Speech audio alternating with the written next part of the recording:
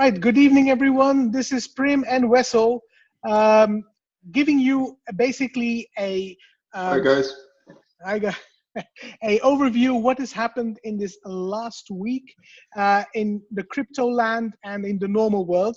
So, Wessel, I would like to start off because I'm really troubled. Basically, Danske Bank from Denmark hmm basically laundered 235 billion US dollars, and Wow.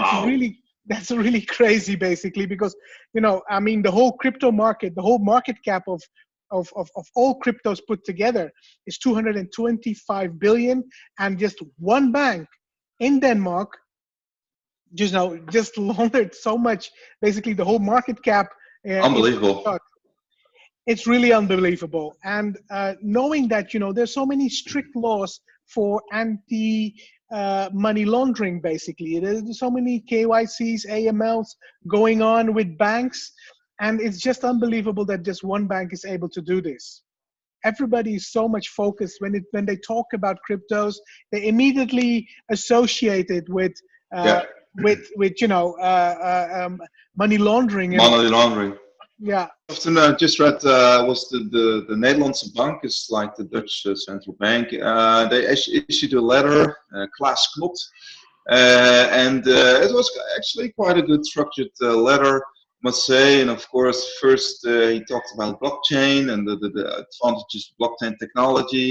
And well, one of the first risk factors was the money laundering. So it's quite a sticky image that cryptocurrencies are used for money laundering. Actually, in such a important letter, there were no numbers, there were no facts. It was only like opinion. It was only like a frame, like crypto has. so I it's a sticky one, and I think the industry really needs to work to get this image out. I mean, it's. What do you think?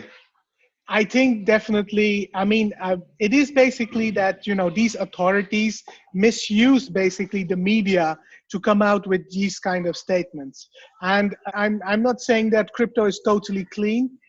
That is also not the case. That independent media like Bitcoin Magazine as a platform is basically able to see through what this message is about DNB. They also are thinking of extra rules for cryptocurrency as an asset. So actually, they are thinking of specific rules for cryptocurrencies, which is actually a positive thing, I think, because then you see it as a different asset. You see it as an asset class, and if that's the case, then that's positive, I think. I agree with. I mean, but the mainstream media, basically, the only thing they are saying is that cryptos are bad. It's not a real store of value, and it's repetitive, basically. And when DNB comes out and says, basically, we're going to make a framework. I mean, a framework on what? You've been talking about there's no store of value, and now you're coming with a framework. So it's Mm, like mm. really confusing the signals they're sending out. True, true, true.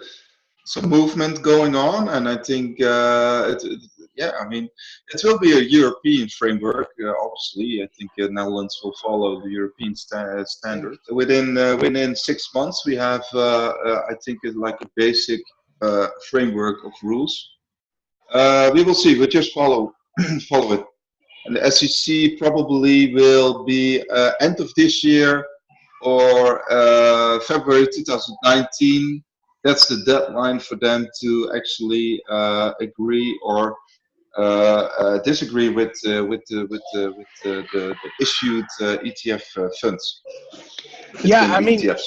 Sorry. the ETF is basically, I mean, it's just going on. I mean, I think more than 10 parties have now presented to the SEC, and none of them have been accepted.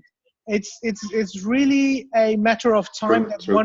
one will be accepted, and then of course there will be you know a lot of change basically in the market because of that. But till now, yeah, I mean, a lot of presentations happened, and like the one you were just mentioning, nothing has really come out of it, and I'm really um, saddened about it. But at the same time, the chairman of the SFTC has said crypto is here to stay. So, from different bodies again, Mm. authority bodies in the US, basically good news is coming out, as in, Mm. they understand that crypto is here to stay. It is now only that, okay, when are you allowed to be part of the normal financial world? Yesterday I had this interview with the Dutch company Opel Computers. They have like an advisor, Giel Ruiter, and he worked for Goldman Sachs, Credit Suisse, and UBS. And actually he said, okay, these security tokens are just a small step. And actually in Holland, if you want to raise under 5 million euros, it's out of sight of the authority. These can actually raise up till 5 million, and of course the AFM will look into it, but it is license free. Yeah, I mean, right now, if we look at the ATMs in Europe, for example, where you're able to have Bitcoin Cash, Bitcoin, Litecoin, and Ethereum, it's really, and Dash, of course. I mean, it's really becoming a way of doing payment, which, it's basically more point of Mhm. sales needs to be done to go mainstream. And at the same time, of course, that's disrupting money, because you're not going to use your US dollar or your yen or euros, but you're going to use these kind of currencies. But more importantly is basically that the STOs are actually something which can easily be transferred. If you look at the STOs, I think there's Mhm. still a lot of work to be done. And you must Mhm. have heard of the Brooklyn project by Consensus, right? um, Yeah. where basically they are talking about how to securitize it in a way. This is a full project, basically.